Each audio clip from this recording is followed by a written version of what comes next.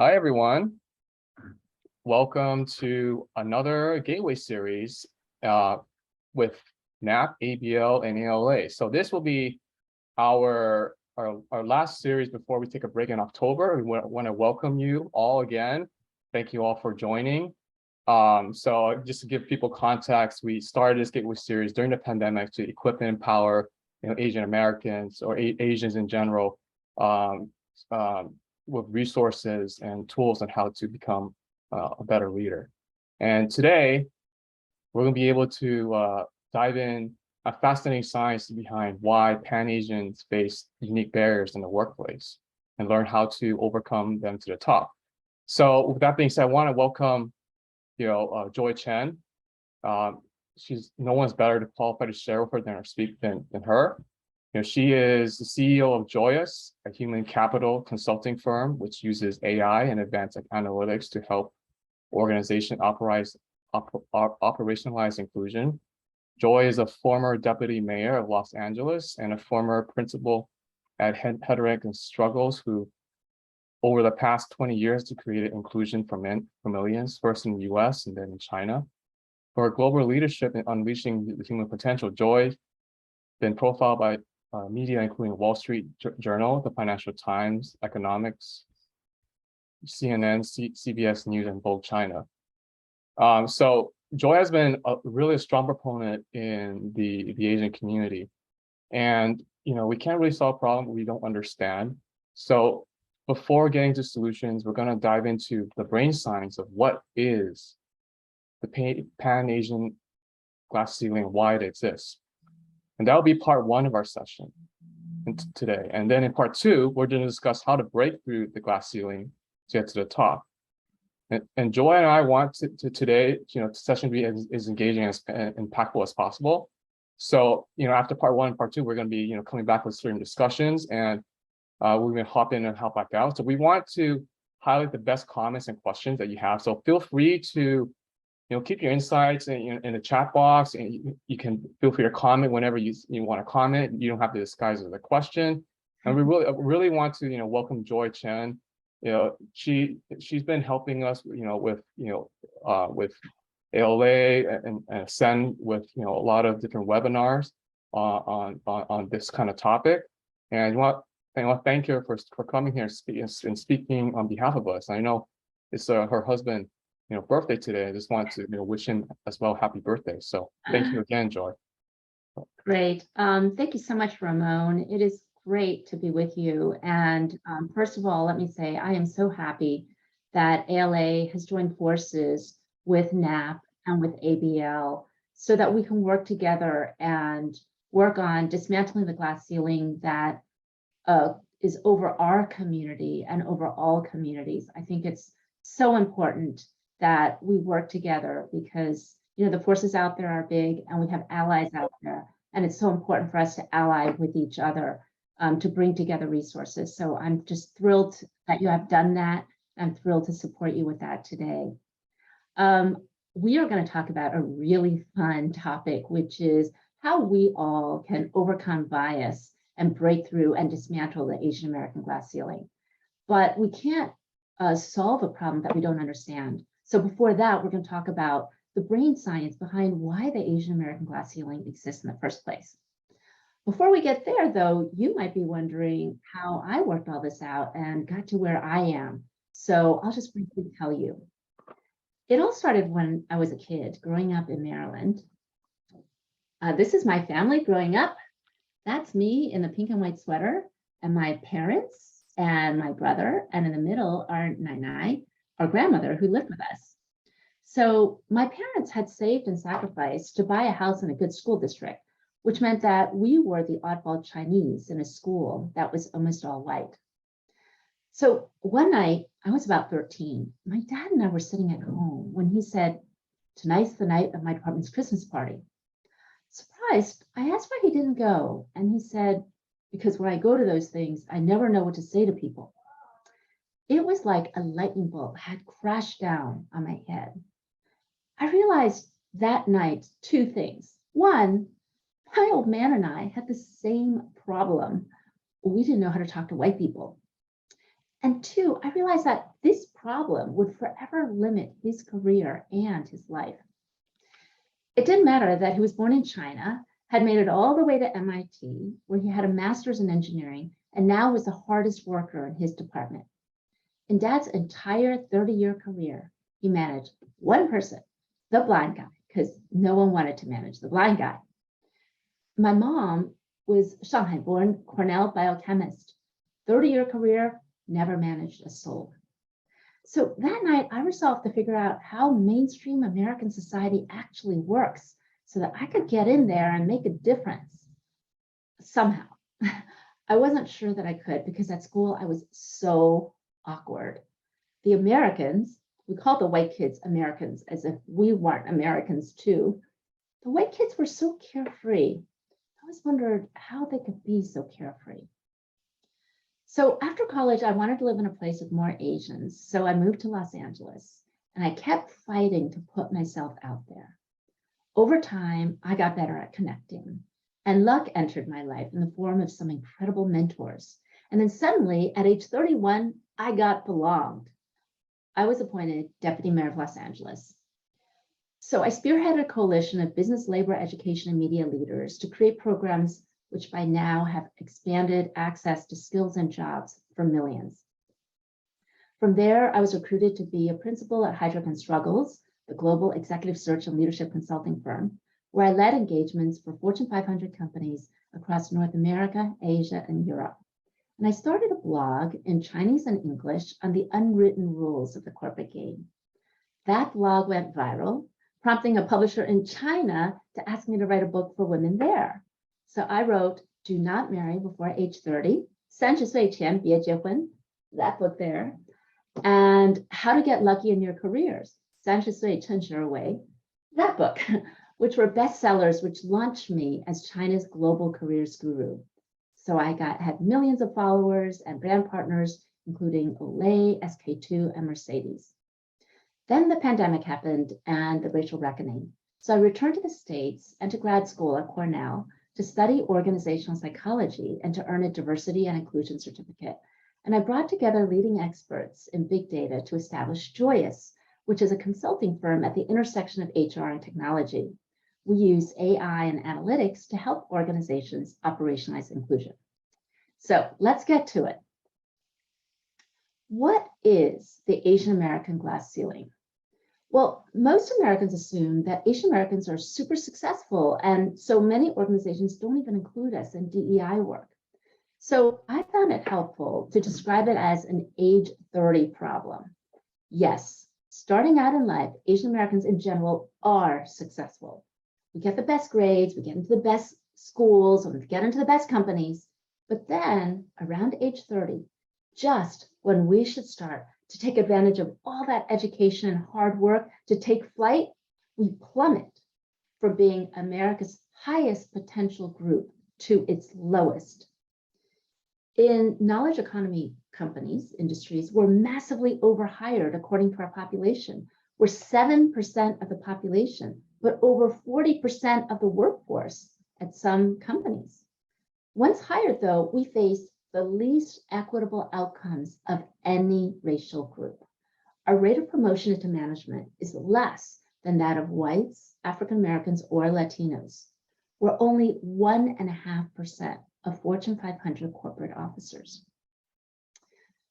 So as you see here on this slide, the Asian American glass ceiling doesn't look like a slab of glass. It's more like a haze of air pollution.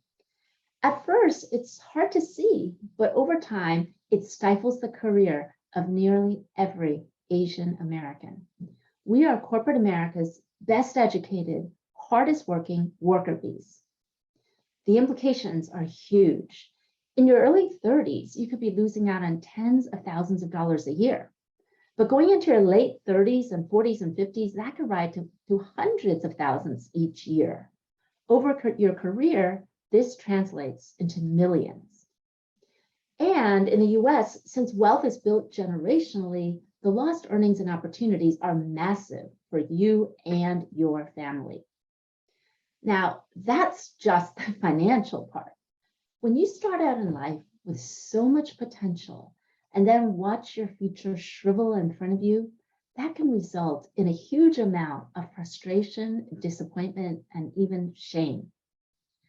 More broadly, the exclusion of Asian Americans from leadership across American business, government, media, and society means that our world has been denied the unique contributions that could have been made by entire generations of Asian Americans. So, why is there an Asian American glass ceiling?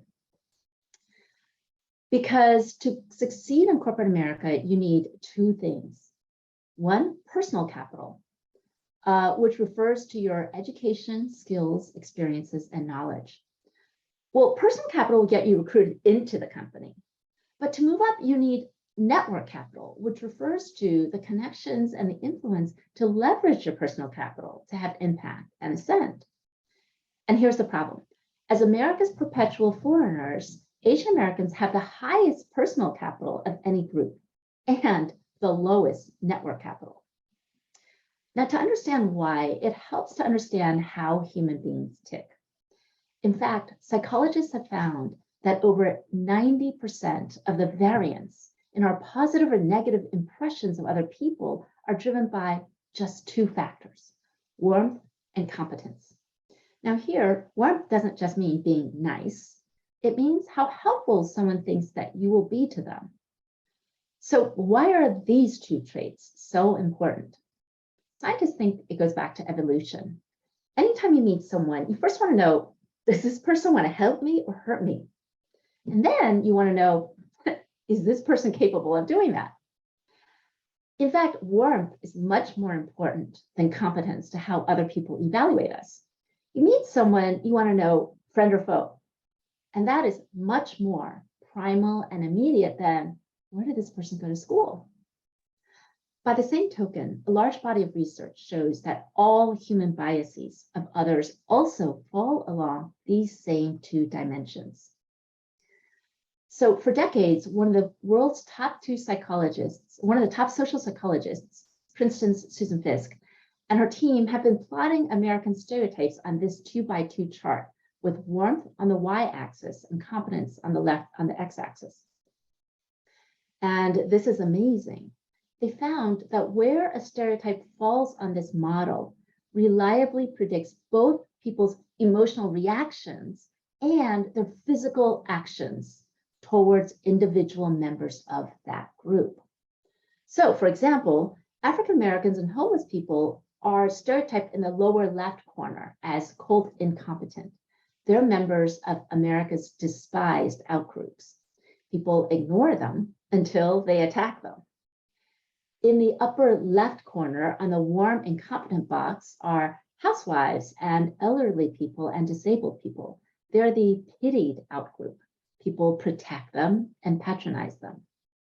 Now, of course, as is true in every society, warm competents are the admired in-group, the dominant majority, which in America are white people, Christians, and men. So people follow them and promote them. And Americans stereotype Asian Americans in the lower right corner as cold competence. In Dr. Fiske's words, Americans consistently perceive Asian Americans as excessively, perhaps threateningly competent and hyper-competitive. In fact, this excessively competent, extremely cold stereotype of Asian Americans explains both the current surge of anti-Asian hate and every surge of anti-Asian hate throughout American history. Because, as sociologists explain, when a society is enduring difficult conditions, majority group members who already are biased become especially likely to scapegoat and harm those perceived as cold competent. So stereotypes have a way of becoming self-fulfilling prophecies. Hang on one second, excuse me. If you're Asian and you're quiet in a meeting, they might think, typical Asian. But if you speak up, they might say to themselves, thinks he's smarter than us. So each time their brains latch onto that confirming evidence and get a dopamine hit, thinking, yep, just like all those other Asians. In the workplace, Asian Americans, particularly Asian American women, suffer from something called role incongruence, meaning that the traits associated with us don't overlap with the traits associated with leadership. When we do show leadership traits, the bar is set higher for us to constantly have to keep proving ourselves in order to dispel any doubt about whether we're fit for a particular role. As a result, organizations are less likely to promote us or to invest in our careers. So there are other forces at play. Human beings are social creatures, and large contexts like workplaces and schools, we splinter off into small groups like this. In fact, much of sociology is a study of how humans form small groups. Group boundaries, as you see here, are enforced by forces of repulsion, meaning that, as we've seen, people within a group tend to agree on their negative stereotypes of outgroup individuals. Groups also are pulled together by forces of attraction, most importantly, homophily, meaning birds of a feather flock together. We all tend to connect more and more closely with people like us. And here's the key. Anytime one group becomes more dominant in numbers, that group's networks become even more homophilous to the exclusion of others. So, for example, in China, where ethnic Han like me make up 97% of the population, those ethnic Chinese tend to bind together and exclude minorities. And this also happens in companies. So research shows that at the bottoms of companies, where the numbers of men and women are more equal, men socialize and collaborate more equally with women and other men. But at the tops of organizations, where men's numbers are heavily dominant, men tend to socialize and collaborate more with other men, even lower ranking men than with women. So now that we better understand how humans form groups, we can see how in the invisible economy of network capital, the rich will always tend to get richer, while the poor will always tend to get poorer. So I want to stop here because we have covered a lot of material so far, and I want to chat with you all about it. So let's recap what we've learned until thus far. We gained clarity on why most Asian Americans hit the glass ceiling at around age 30, why we suffer from an age 30 problem. Because our exceptionally high personal capital gets overwhelmed by our exceptionally low network capital, thanks to the invisible network forces of repulsion, which include the gold competence stereotype, and thanks to forces of attraction, specifically majority group homophily. The very good news is that now that we have clarity on the what and the why of the Asian American glass ceiling, we are one giant step closer to dismantling it. So, Ramon, why don't you come on back and let's discuss this with everyone. Yes, thank you, Joy. And that was, very informative on talking about the, the network capital and, also, incorporating your life story in it. So thank you for that. That was really helpful. We have some comments here. When you mentioned about the network capital, human capital, Victor said, he completely agree with this, as this happened in his 30s. He had to work even harder to get through the barrier, but yet nowhere near the top. I personally, I commented that, I had, when I try to speak up, people around me would just say, hey, they think that I'm a know-it-all, right? And they think that, but I'm not. I'm trying to basically convey what I'm trying to say, but contributing my thoughts and my ideas, but they would think like, no, they're not. And then when the audience, like Keith Koo said, it still happens, even volunteer organizations, and even Jimmy, who also agreed that it happens to him. Yeah. Jay, who said for senior level roles, one needs sponsors in senior level roles to pull you up, and there isn't that many Asian Americans in senior level roles. True. Which is true. Yeah. We still see a lot of Caucasian men that's in that role right now. Yo stated that my Chinese skip manager had a one-on-one with me and was very frank and said, we're both Asian. So we think it's a meritocracy, and being humble and hard work will be enough, that this is America, and you need to know that you need to promote yourself and speak out and brag about your achievements. Otherwise, you won't succeed in corporate. Yeah. Those are all incredibly insightful comments. I think that it's so touching to hear them. I mean, these are the experiences that we've all had. Companies promote themselves as a meritocracy, and America promotes itself as, this is the place where anyone can make it. But there are all of these unseen forces out there, that just having your personal capital, just working hard and having so much talent is not enough. You need this whole network capital, and this network capital works in ways that will always, make companies at the top more homogeneous. And so I think that our work needs to be both as not, members of what I call the new majority, is that we need to be aware of how these network forces work. And also, I think we need to work together to take those network forces and shape them in a way where organizations can be more inclusive and equitable.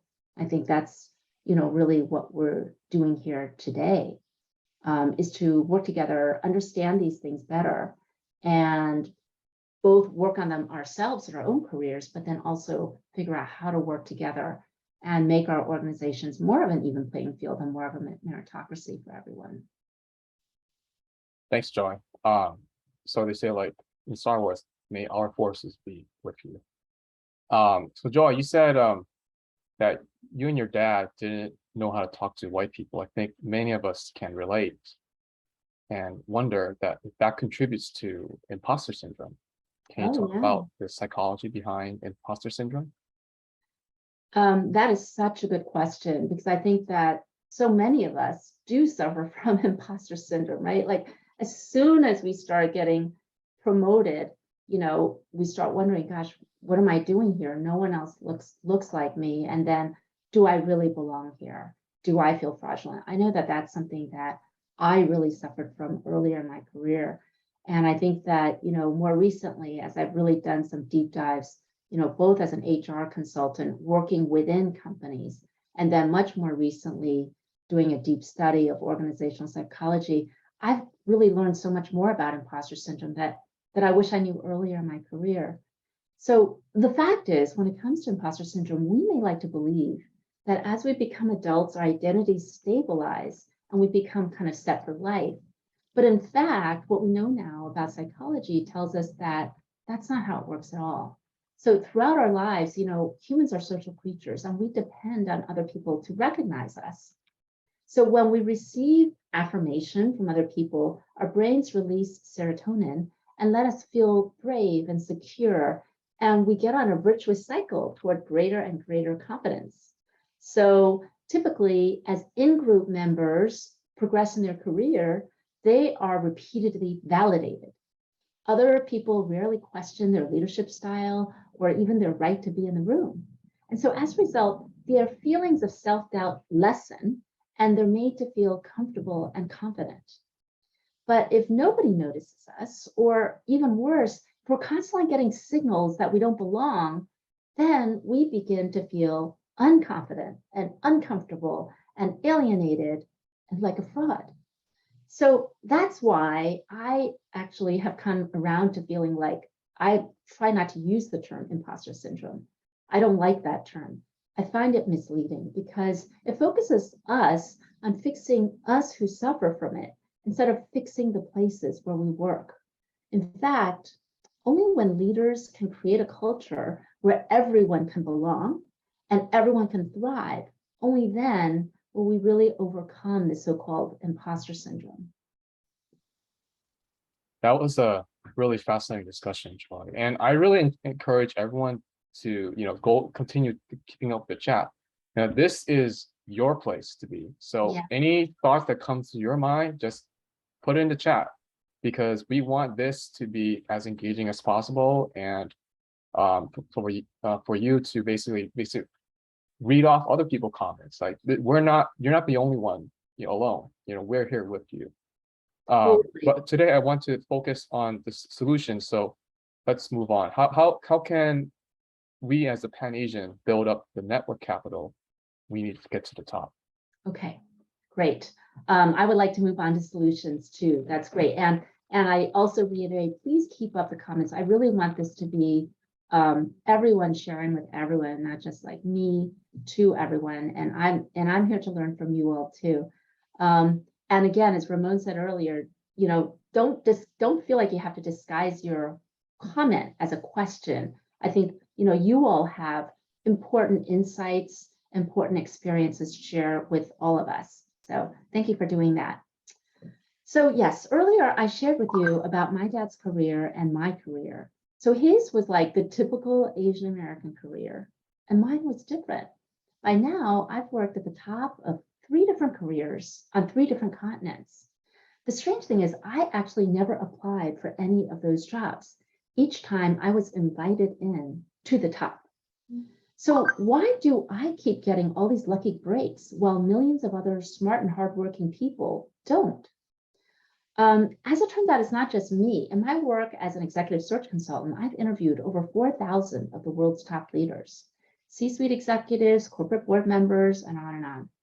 And the one thing that they have in common is that, like me, they kept getting lucky breaks. If you listen to their stories, as I have, over and over, you'll hear about that one moment when they'll point to and say, and that's when it all started. Like for me, when I was appointed deputy mayor of Los Angeles. And then, like me, they kept on getting those lucky breaks. So it may seem depressing to think that career success comes down to something as random as luck. But as it turns out, that luck is not as random as it seems. It does come down to this network capital. If you analyze the behaviors of these people, as I have, you'll find that all along, they've been building their network capital in a very specific way by generating pulling in fresh new ideas and people and opportunities. So I can show you how this works using a data analytics tool, which my team and I use in our work for companies. It's called organizational network analysis. And it's super powerful because it's the only way to actually measure and map the relationships inside a company. So ONA lets us see scientifically who in a network is positioned to get lucky and get opportunities and get information, and also to show us who's doomed to be unlucky. So here's a simplified network analysis. In this organization, we're looking at the intersection of 3 different clusters of people. On the left, you have sales, right? On the right, you have R&D, and in the bottom, you have marketing. So this map reveals several different network roles. In red are the inclusion champions, who are the few folks in an organization who day in and day out are creating inclusion by mentoring and sponsoring and ensuring the well-being of their people. 2/3 of employees in America now say their managers do not foster inclusion. So these inclusion champions are pretty special. They are the unsung heroes who are actually walking the walk on their company's DEI commitments. Next, in yellow are the central connectors. There's Felix in sales, if you can see there, and Sophia in R&D. So earlier we saw how humans tend to splinter off into small groups. Well, central connectors are like the glue that binds together people in a small group.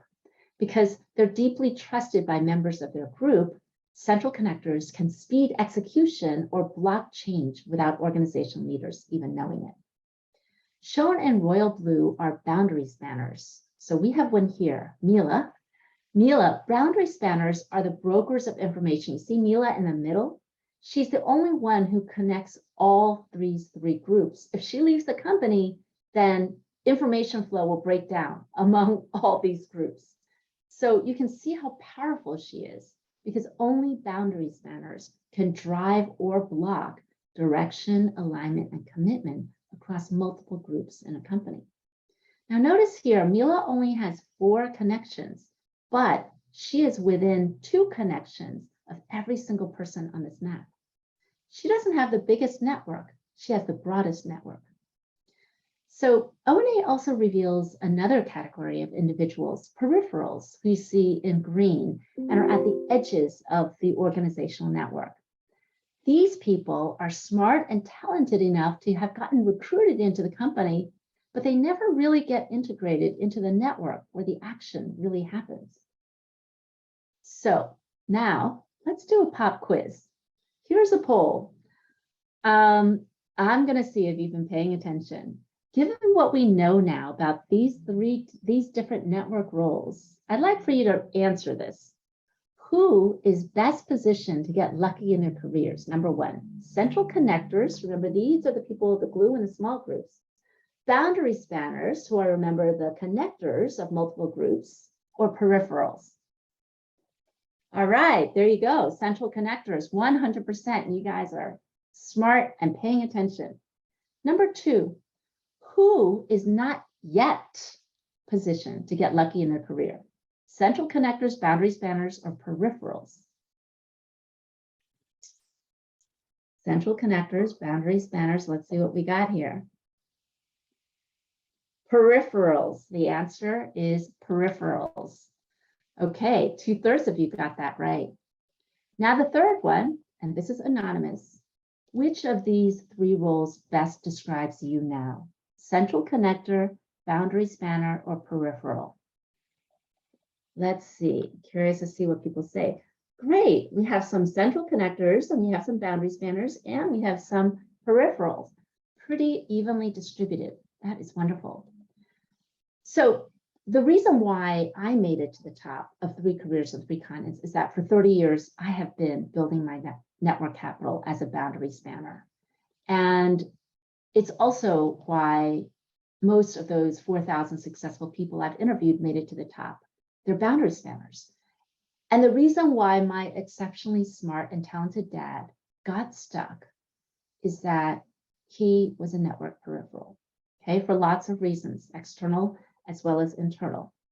So whatever network role that each of us is playing today, we all can learn from research on boundary spanners. So my colleagues actually include the world's leading researchers in network science. And my team has used network analysis to consult at over 100 organizations and written up their work in over 20 articles in HBR, MIT Sloan Management Review, and elsewhere. So we've done a lot of studying on the behaviors of boundary spanners and what they are doing differently. So to make it easy for you, I took all this network research on how to become a boundary spanner and turn it into a 3-step blueprint for you on how to generate pull to shape serendipity in your career. Here it is. So number 1, boundary spanners create broad, energizing connections. As Mila teaches us, bigger networks are not better. Network science shows that the bigger your network, the worse. When too many people seek you out, you get overloaded and burned out, and you achieve less. So boundary spanners don't have the biggest network, they have the broadest. They also have what we call energizing ties, the types of relationships which provide a sense of purpose and belonging and trust. They leave people feeling energized instead of drained. And all this is why people love working with them and why they are magnets for lucky breaks. So how do you create broad, energizing ties? Here you go. Make a list of all the people who are touched by your work. Not just the people who are above you, but people across from you, even those below you. Make the list diverse, not just people of your race or gender or age group, certainly not of your department. Add in any central connectors and boundary spanners that you might be connected with. You can also ask your boss who you should get to know, okay? Once you have that list, next, reach out and ask them to meet up. It could be just for a 30-minute Zoom meeting. That's what we're all doing these days, right? If someone says no or ignores your request, no problem, just move on, okay? Keep on going down that list. So when it's time to meet, remember we are creating pull to shape serendipity, not push. And remember, warmth trumps competence for everyone, and especially for us Asian Americans who already are under suspicion for being cold competent, right? So first, establish that you are there to help. So when you meet someone, usually they'll say, tell me about yourself. And you tell them about yourself. Do not do that. That is a trap. Instead, say, I'd be glad to tell you about myself. But first, tell me, what are you working on these days? What are you looking to accomplish this year? Then try to only dribble out information to the extent that it can be helpful to them. Okay, this is really counterintuitive for a lot of us, since we're always being told to toot our own horn and show our competence. If you went to Harvard, tell them you went to Harvard. No, don't do that. Show warmth, okay? So you can make this a game. Try not to say anything just to make you look good. Show, don't tell how good you are by showing them how capable you are of helping them. Okay, this is your chance to build a real relationship.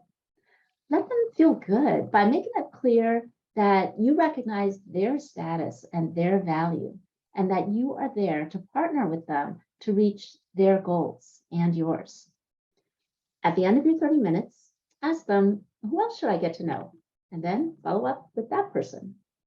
Okay, so that's step one on this 3-step blueprint. Step 2, boundary spanners tap their networks for both ideation and implementation. Now, this again may seem counterintuitive for many of us, especially for those of us who are good students and we're used to making our product perfect and tying it up with a bow before releasing it out into the world. That's not what boundary spanners do. At every step in developing a product, they seek input from a broad range of people who can offer fresh ideas. This leads to better products, which are more closely tied to the market.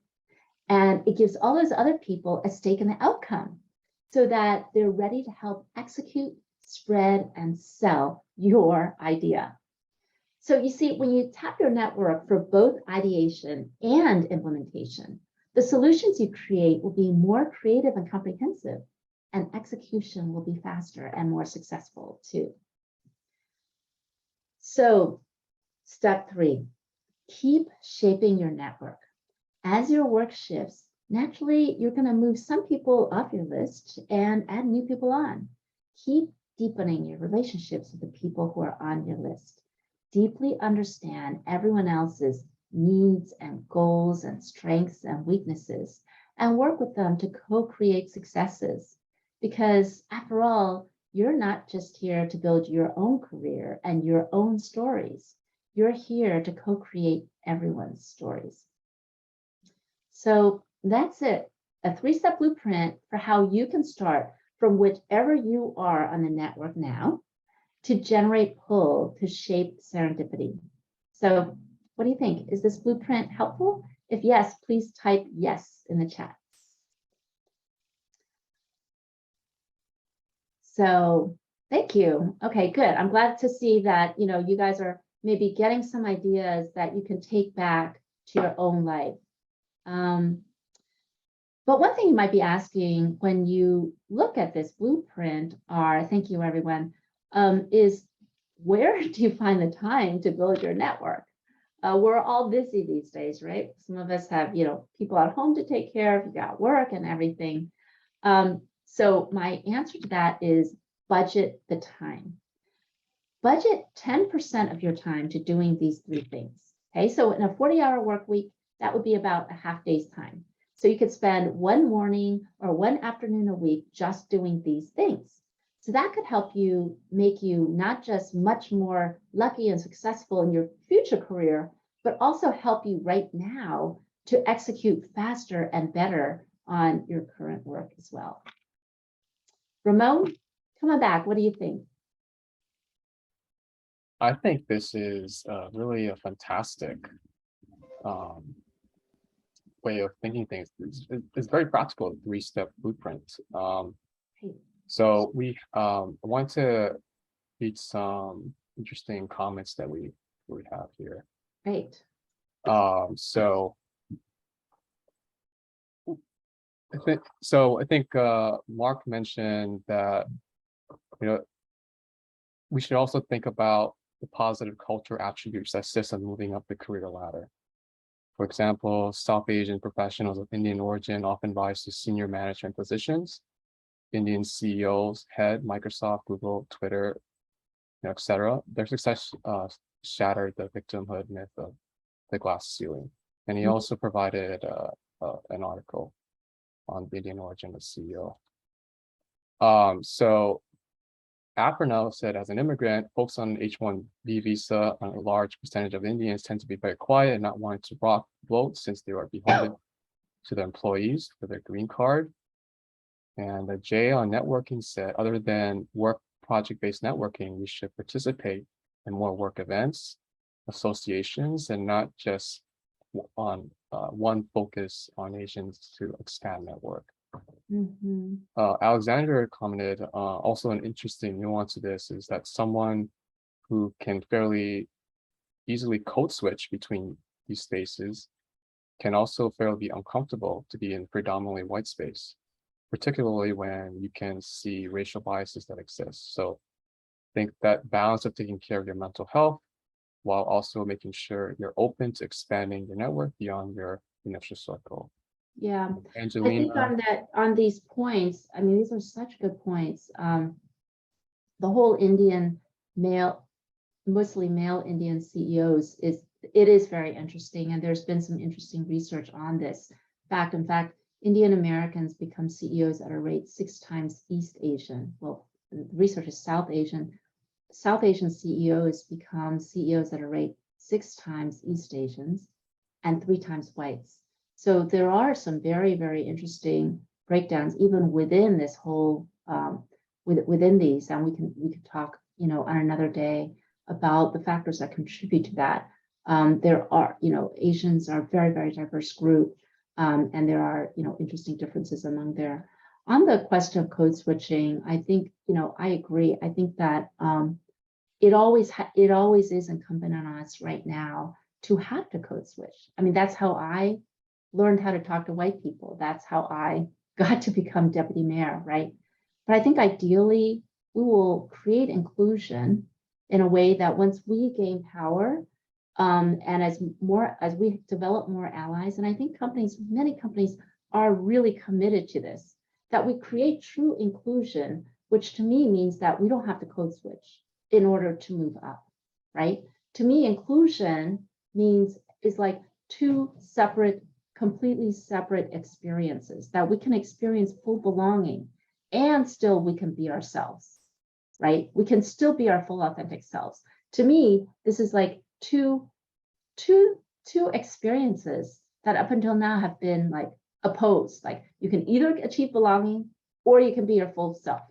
To achieve belonging, you have to code switch and you have to hide yourself. But I think that what we're moving toward, I hope, and what I'm working towards helping to create is a world where we can be both, right? So in that sense, we don't have to code switch. The focus is not on culture fit. How do we fit in? It's on culture add. So I would like to, in my optimism, think that we're in an intermediate stage where we still have to code switch, but we can all move toward a place where we can be culture add. thank you so much for the input, Joy. When you shared your story, you said that you had some important mentors. Most Asians have the problem of not having any mentors. Yes. Where do mentors fit in, and when it comes to getting to the top? Yes. Okay. That's a really important question, because I think that most of us have this problem that, thanks to majority group homophily, as we talked about earlier, people at the top tend to mentor people who look like them, right? This is this concept of homophily. And so since there are so few Asians at the top, many Asians further on down do not experience the benefit of that mentoring just by natural network forces. So we have to figure out how to counter those network forces and get the support that we need from within our organization. So specifically on the question of mentoring, I think that sometimes people get a little confused on the nature of this mentoring relationship. Folks sometimes think that mentorship is like this kind of parasitic relationship where you have this powerful person on top and somehow you're able to latch onto them and they drag you along and they feed you and they do all this for you.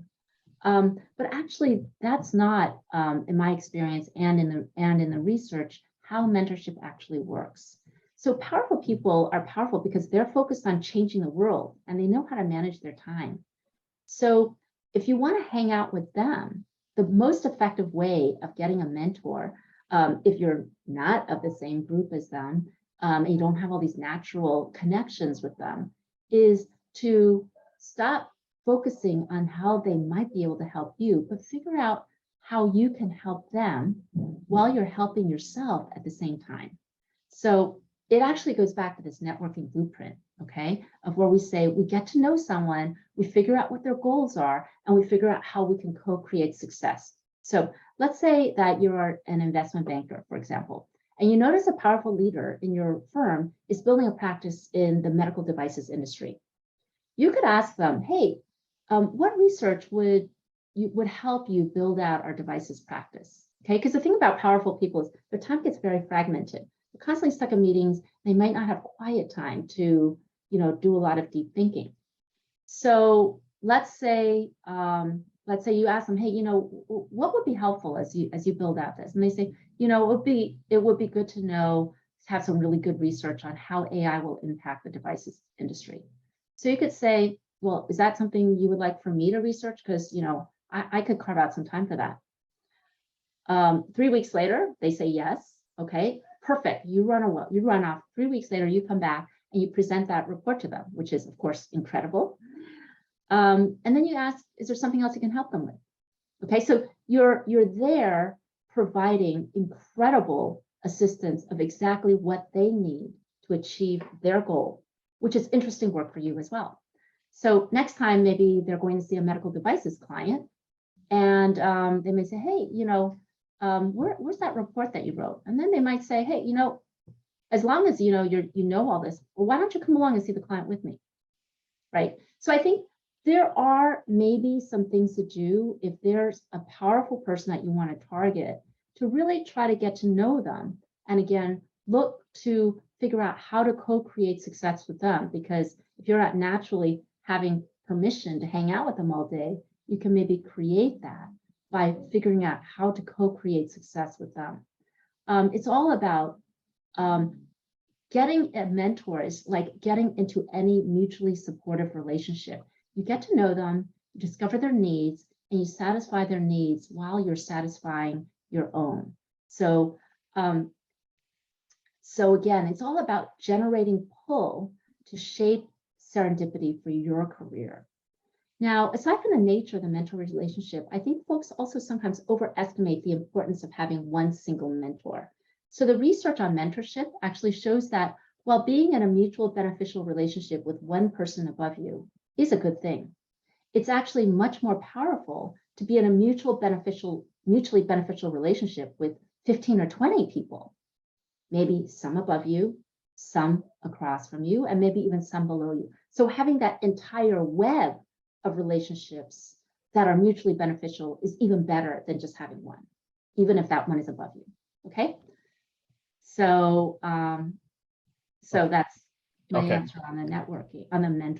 Thank you, Joy. So is that it? All we have to do is just use this 3-step networking blueprint, and we'll get to the top.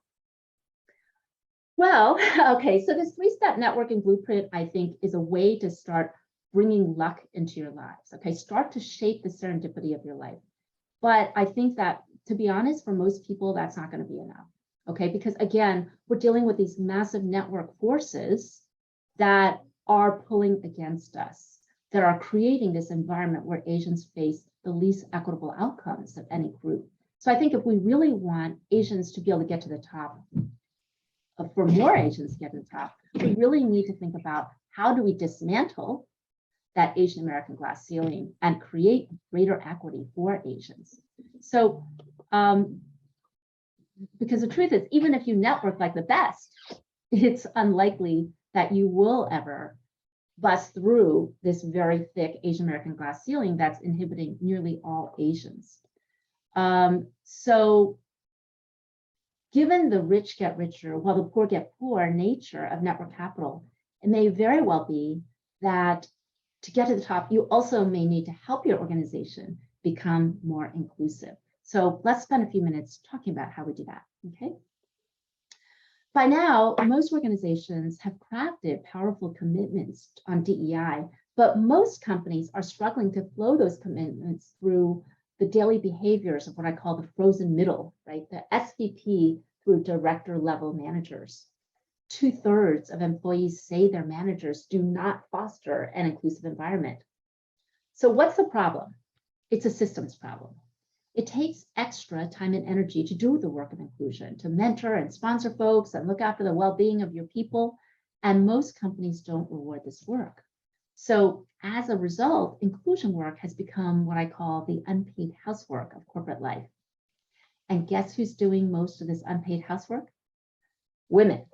So research shows that senior level women are twice as likely as their male peers to invest significant time and energy into creating inclusion for others.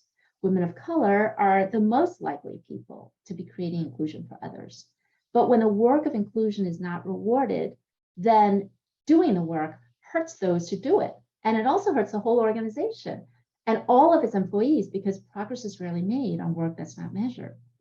So it's not surprising then that the few people who are investing heavily in all this unpaid housework doing it are burning out and leaving companies at record rates. So companies have lost 2 million women in this pandemic.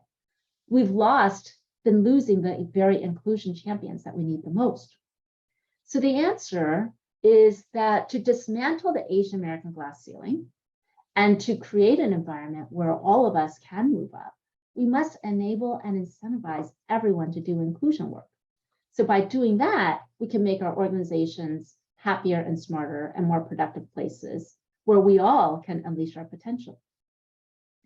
So I'm just going to leave you with four steps on how we all can do that. So those of us who are in more influential positions, or those of us who may influence those in more influential positions or aspire to more influential positions, can think about, whether any of this can be brought into our work now.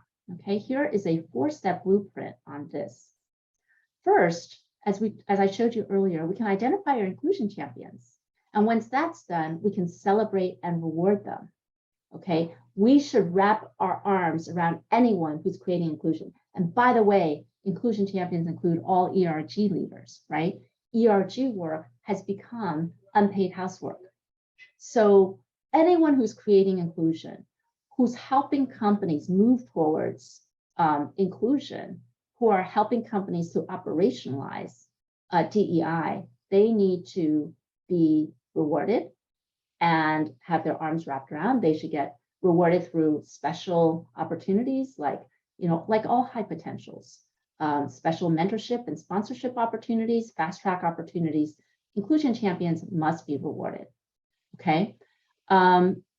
Then using qualitative and quantitative analysis, we can use them to pinpoint which behaviors create inclusion given our organization's specific culture and processes, so that we can train and nudge everyone to create inclusion. Step 2, we can identify our network peripherals and provide them with the peer mentoring, other mentoring, and sponsoring and other network resources that they need to unleash their potential. Our research and experience shows that once we identify those folks who lack inclusion, there are specific things we can do to plug them in with the network resources that they need to succeed. Step 3, we can actually debias who gets chosen as leaders, because most companies have a secret list of high potentials whom they consider their future leaders, who get the big promotions and the fast track opportunities. Well, with network analysis, we find that on average, half the people on a company's list of high potentials are well connected with the people above them, typically more white and male, but not actually well connected or influential with the diverse talent across and below them. We also always uncover another group of hidden stars, the inclusion champions and the central connectors, and others who are real leaders with trust and influence with a diverse workforce, but who are not actually known to the company leaders above. So we call these people hidden stars. And usually these hidden stars are more diverse than the company's high potential lists. So company leaders are always really excited to get these lists because they can use them and immediately diversify their high potential lists. And then using and give them, the fast track opportunities and special mentoring that help them to keep them in the company and help them get to the top. On an ongoing basis, then, with network analysis, they can have the objective data they need to actually start to debias all of their succession planning. Okay, this is pretty powerful stuff. And finally, I'll leave you with step 4.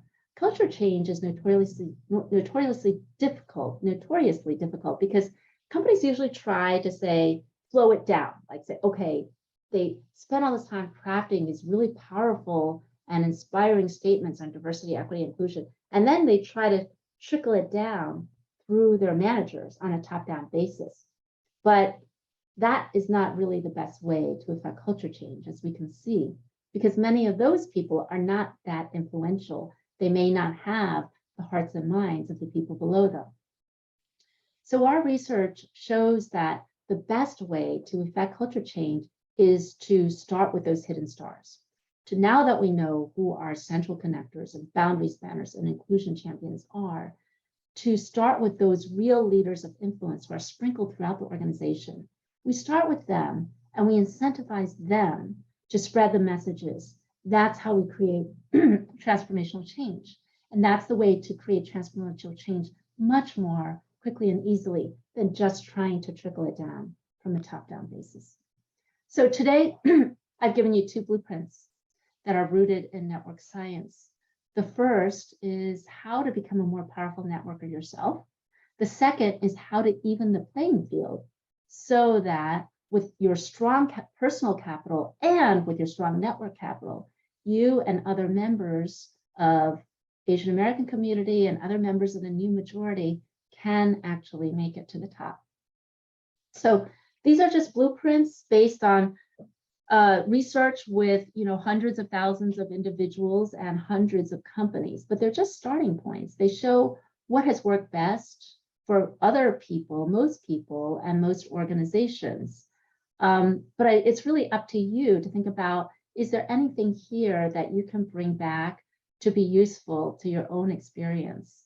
I hope that you will take what you've learned today about the what and the why of the Asian American glass ceiling and these solutions of how to solve them and use them to discover opportunities to apply them to your current situation.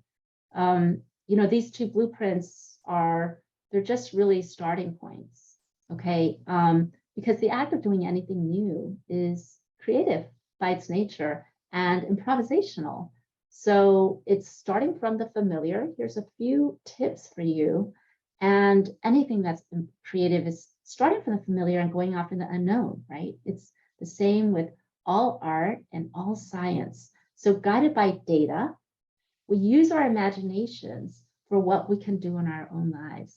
So we start with something and then we keep iterating and we keep iterating until we find a solution that works best for us. So, how sometimes you go to an event like this one and you get so many amazing insights and it feels so good. And then you go back home and nothing much changes. Well, I have one thing to say to that. Insights without action are just overhead. That is my mantra. Okay. So let's not, I really hope that you'll take these things. Maybe you'll find 1 nugget or 2 nuggets in here that you can bring back and just start experimenting, right? The way that we figure out what works is through fast experiments. Just try different things. I want you to think about, how will your career change when you network like the most powerful people out there and create the conditions where all people, as well as you, can succeed? This is not actually a pie in the sky question.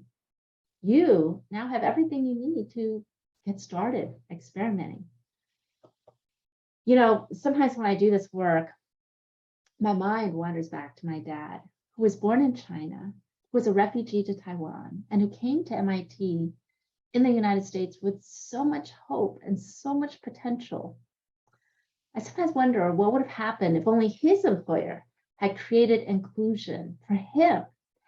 If he had been allowed to unleash his potential, how far could my dad have soared? Well, it's too late for my dad now. He died in the pandemic. But each time I remember him, I think of how awesome is his power that we all now hold in our hands to create inclusion for ourselves and for other people. So I want to ask you, what's important to you right now?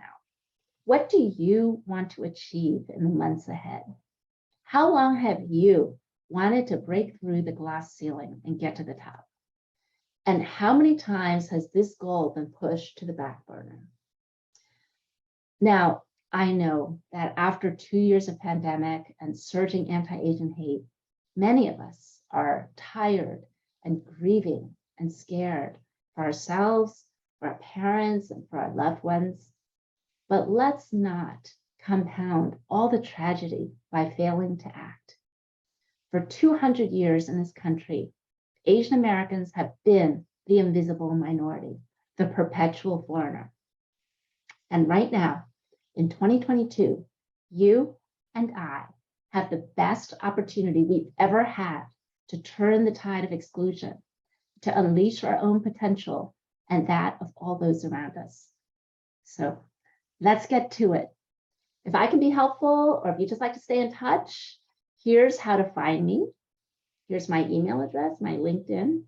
And with that, Ramon, come on up and let's discuss anything that anyone wants to talk about.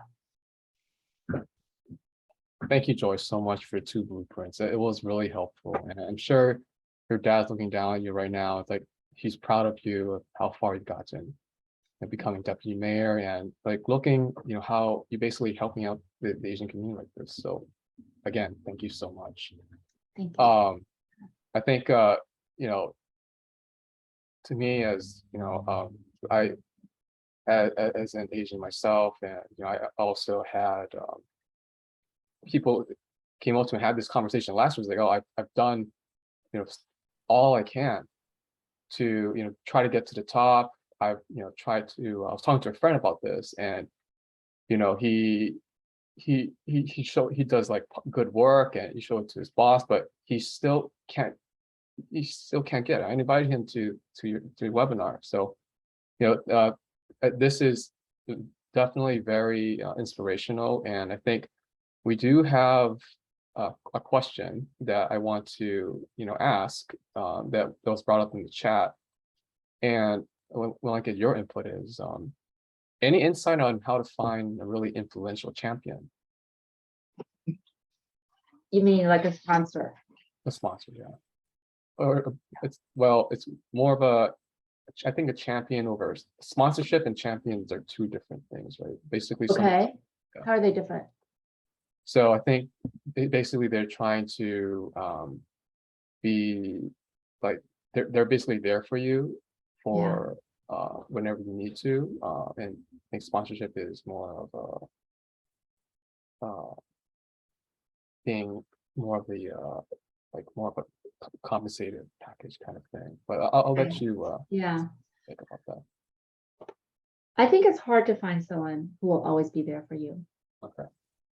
I mean, what's in it for them, right? I think that it's like with selling anyone. There's 2 reasons why someone would sponsor you or be your champion, okay? There's psychological benefits, like powerful people sometimes will look down and be like, wow. Well, first of all, powerful people are always looking to build their tribe. So if you look like a total winner in a company, no matter what your background, people will fight to have you in their tribe. Okay, and then they'll be like bringing you because they see you as a superstar and they want to take credit for that. Okay, they get political credit in a company, and they also have this personal feeling like, wow, this person reminds me of myself, and this person's going to be a star, and I can just help them out, and then that makes me feel good, right? A personal sense of accomplishment, a psychological. So it's both political, it's both good for their career to sponsor a rising star or to champion a rising star, and it also has psychological benefits. But to get in that position, you have to look like a rising star, or you have to look like that person. Ideally, you have to be both, right? Mhm. You look like that person and you look like a rising star. But they're not going to, there's no powerful person that's going to be like, this person looks like a loser. This person looks like they're not going anywhere. And I'm going to spend all my time and always be there for them. And I'm going to do everything, invest in that person with no potential real outcome, right? Mhm. So the way to, unfortunately, the sad thing is the way to really get all these champions buzzing around you is to be an obvious rising star. And how do you do that? You have an incredible network. You're so, you're doing all of these things right. Then people will come out of the woodworks and be your champion. But it's very difficult to start from zero and be like, oh, this powerful person is going to look down on me, look down at 1,000 people who, and choose me, right? It's like, why are they doing that? What's in it for them? So I think it's kind of like selling anyone. Ideally, you want to create FOMO. You're so powerfully rising up that Mhm. all powerful people are like, oh my God, I want to get a piece of that. Mhm. But that's kind of, the way to get there is you need to be building this like movement of network capital. It's great to have 20 people who are all singing your praises. That's when they're going to be like, oh, wherever they turn, they're hearing about you, they're seeing you. Then you start to get on their radar screen. Is Yeah, that like yeah, that definitely answers the question.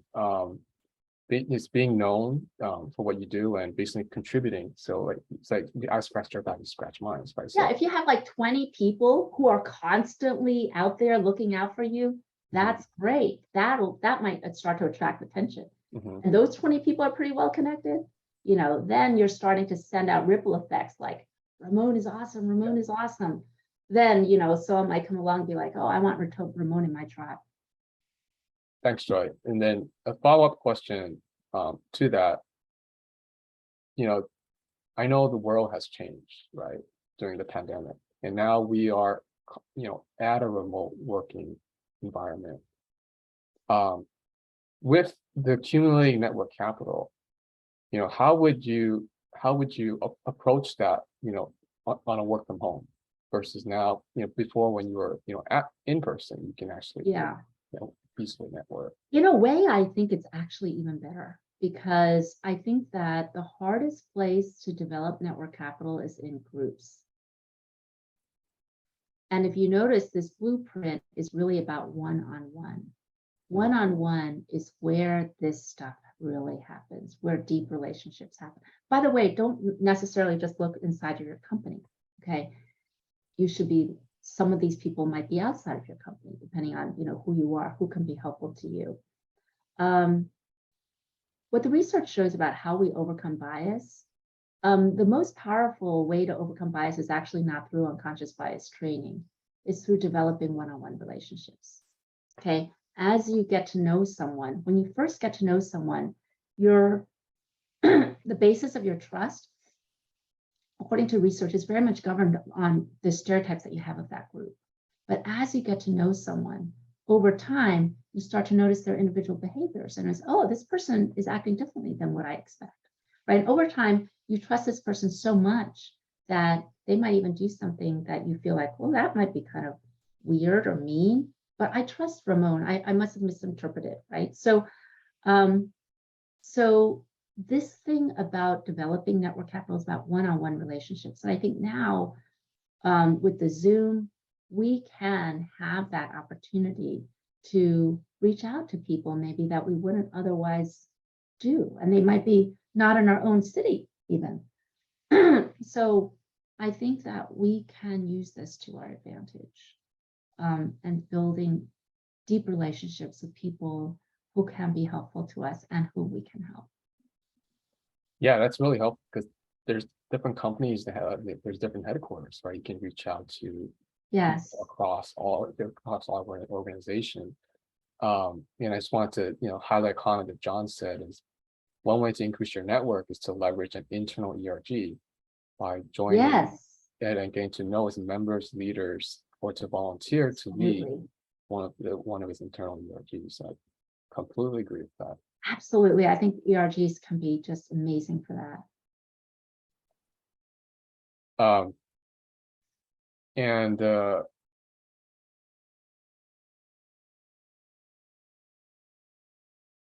Nancy Zone mentioned that she wants to encourage everyone to speak up and advocate for another colleague friend.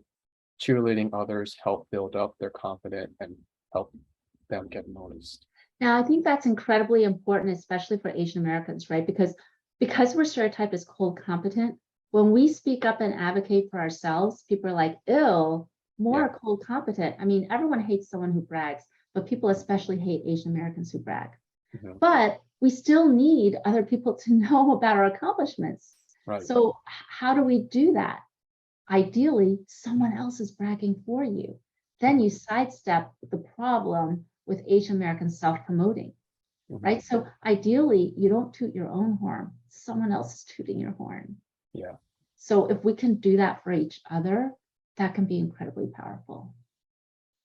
Yeah, so it's that validation from others that will help push you up. And I think that's important because your peers recognizing you and you're helping them as well. And it's psychologically so important for us, right? Yeah. Too. So Joy, I know you said 6:30, but I want I have to account your time. I can continue have more questions for you. Well, thank you. I'll stay. Tonight's actually, we're having a little birthday party for my husband. Yesterday was my birthday. I was 53. Oh, happy birthday. And thank you. Okay. Today, my husband is 56. I always thought, I always was like scared to turn 40 because I was like, oh God, that sounds so old. But then let me tell you, for those of you who haven't turned 40 yet, the 40s are the best. And 40s are awesome. And then I was like, oh man, I'm going to be 50. That sounds so old. But let me just tell you, for those of you who aren't 50 yet, 50s are even better than the 40s. So you guys have a lot to look forward to. Come back in 10 years, I might be like, guys, I was wrong. 60s are the best. But for now, I think the 50s are the best. I think at any age, you're always young at heart. Right? So like, it doesn't matter what age you are, as long as you're enjoying life and you're basically contributing. It's like, just go for it, right? Yeah. So I wanted to throw in a caveat for you. See if, so you talked about the boundary spanners, and the peripherals, and people. What's the other one? The one that's in between. Central connectors. The connectors. Yeah. So there's oftentimes, not rarely, but there are times where there's one person, as an outlier, that I'm gonna call it the untouchable, where they're high executive, they make all these decisions, and you have all these boundary spanners that are unable to even touch that person. Yes. So how would you, reach out your hand to that person so that they could actually hear you and include you in the conversation? Okay, so this is the problem with organizations right now, that there are people who are in leadership roles who shouldn't be there. They're not real leaders of influence. So this is the difference between an org chart and a network of emotional ties, right?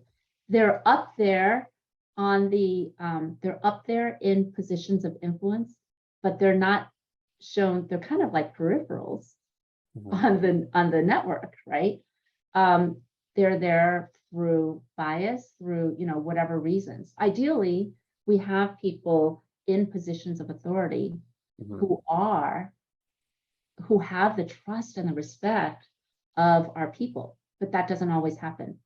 This is why we have the phenomenon of asshole bosses, for example, right? So who exist? There are plenty out there. So how do we reach them? Sometimes they're just not reachable. And I think that it's unfortunate. Sometimes you find yourself working for an asshole boss, and it could really stunt your career. And then you might need to, you might actually need to leave if you're not able to get around that person. This is the hard reality. So organizations aren't always optimized. Thank you, everyone. Thank you. Yeah, William, thank you. for writing all the thing that says speed of you. So that's just the reality. You know, companies aren't all structured the way they should be structured. There are problems like this. So, you know, maybe you have powerful networks around this person, you figure out how to move around them. I mean, that's the first thing that I would say to do. If you're going like boom, boom, boom, boom, you can't, you know, be like water, like Bruce Lee, right? Try to see if there's ways that you can get around that person. And if not, then, you know, you just may be blocked. Yeah, appreciate the insight. So I want to really thank you, everyone.